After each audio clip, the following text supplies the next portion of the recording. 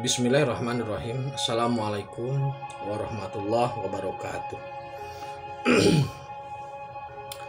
Maha suci Allah, segala puji dan syukur kita panjatkan kehadirat Allah. Semoga kita selalu dalam bimbingan rahmat dan ridho Allah subhanahu wa ta'ala. Subhanallah walhamdulillah, astagfirullah, Allahu akbar. Kembali saya dari tim Raja Wali Nusantara. Kali ini akan membahas terkait gerhana. Jadi sebelum dibahas oleh para new normal atau ahli metafisik, kita bahas.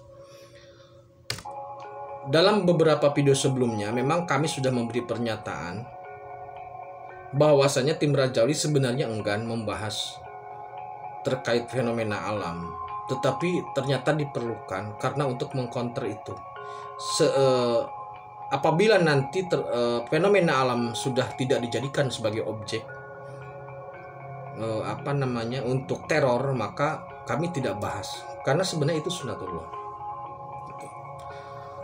Malam ini gerhana bulan. Gerhana bulan. Untuk terkait teori gerhana, untuk terkait teori segala macamnya, silahkan buka di Google saja lah, itu sudah lengkap karena sudah dohir ya, sudah jelas. Apa yang akan saya bahas begini. Sekali lagi, fenomena alam itu memang sebenarnya sunatullah. Nah, di balik sunatullahnya itu ada peristiwa-peristiwa sebenarnya. Peristiwa itu ada yang dianggap spektakuler, ada yang dianggap reguler lah, biar mudah kita memahaminya seperti itu. Namun pada prinsipnya ada peristiwa-peristiwa di balik itu. Nah, kemudian sebelum kita berbicara terkait dengan gerhana atau terkait dengan peristiwa yang terjadi di balik gerhana,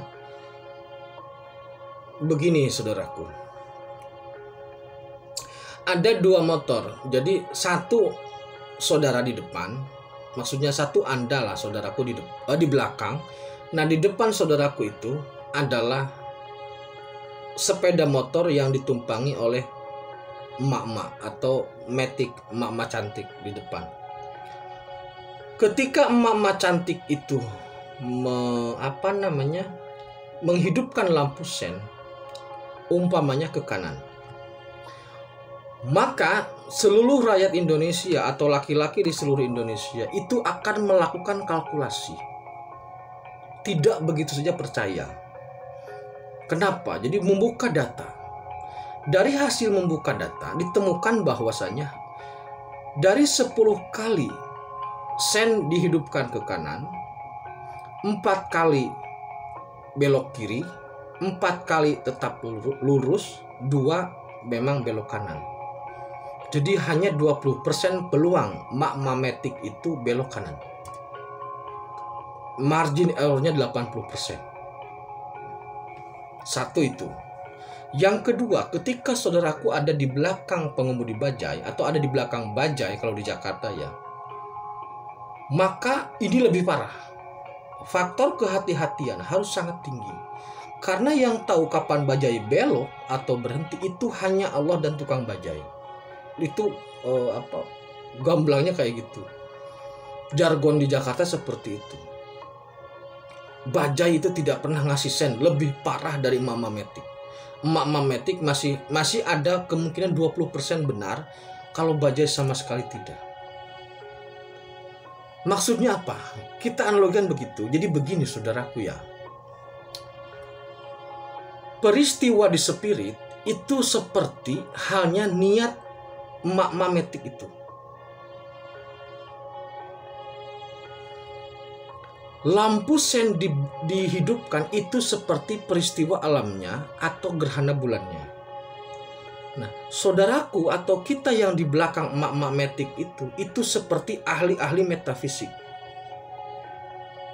yang pasti tahu apa yang akan dilakukan. Itu hanya pengendara depan, itu hanya emak-emak metik itu yang tahu. Dia mau lurus, belok kanan atau belok kiri. Yang repot ini yang di belakang.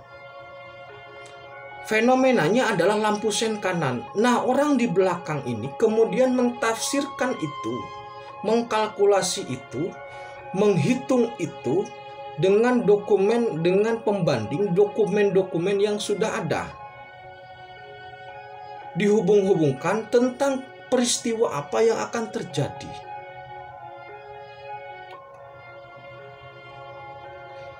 Jadi sebenarnya begini saudaraku ya, gerhana ini ada peristiwa besar di langit sebenarnya.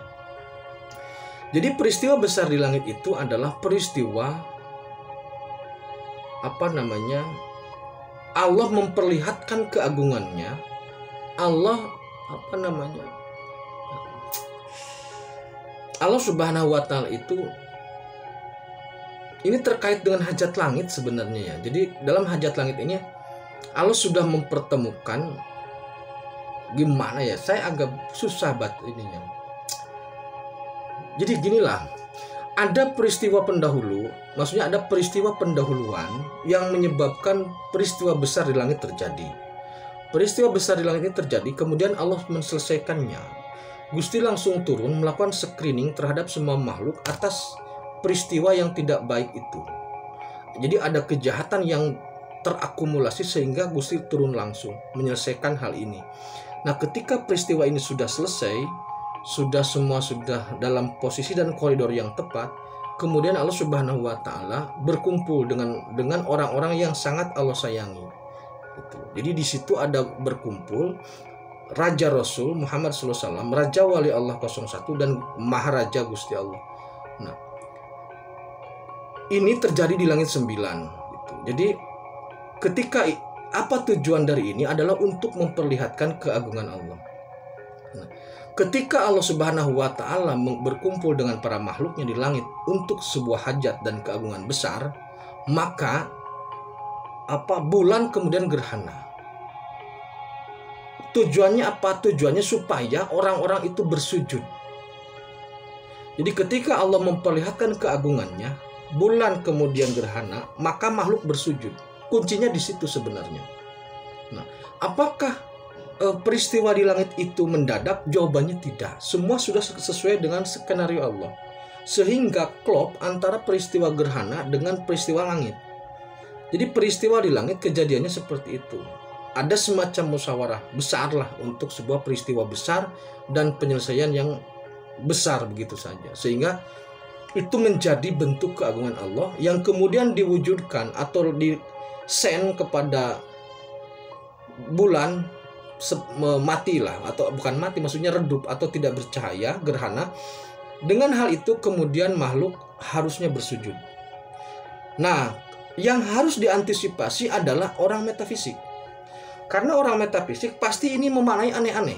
Bencana, memaknai tenggelamnya Jawa, memaknai tsunami, memaknai gunung meletus, memaknai gempa bumi. Pasti seputar bencana dan masalah akan dimaknai.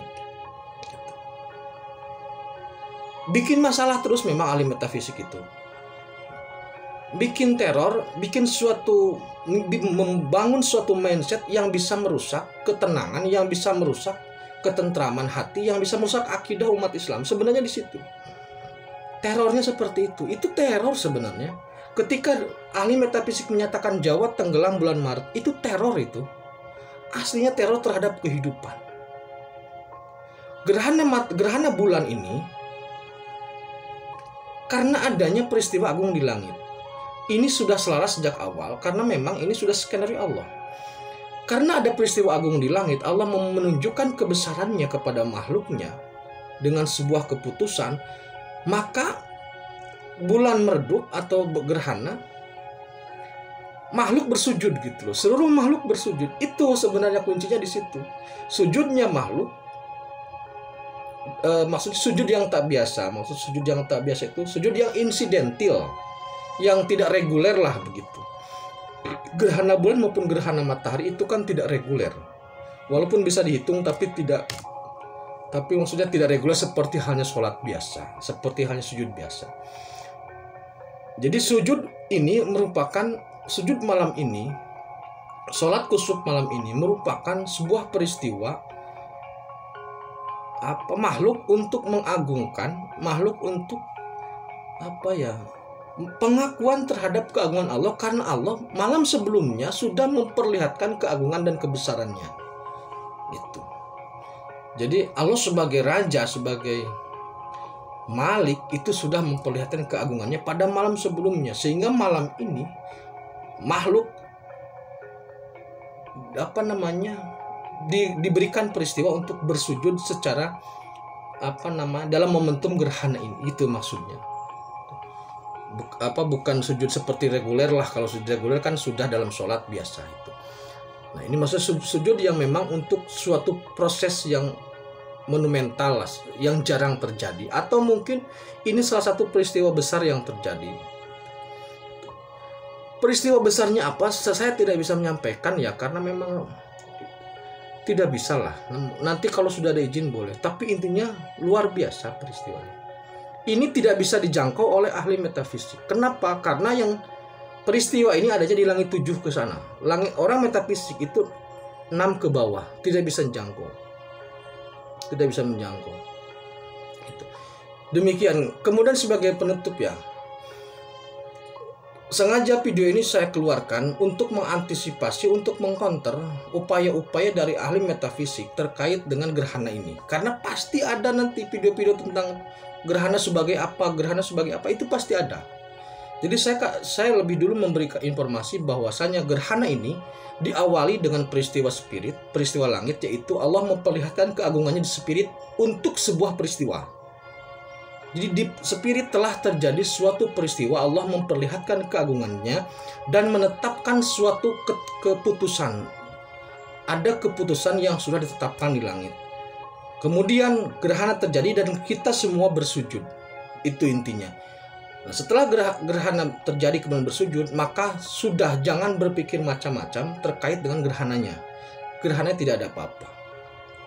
Jadi ketika sen magnetik itu sudah menyala ke kanan, tidak usah berpikir aneh-aneh. Tunggu saja dia mau belok kanan atau mau belok kiri atau mau lurus kalau mau selamat.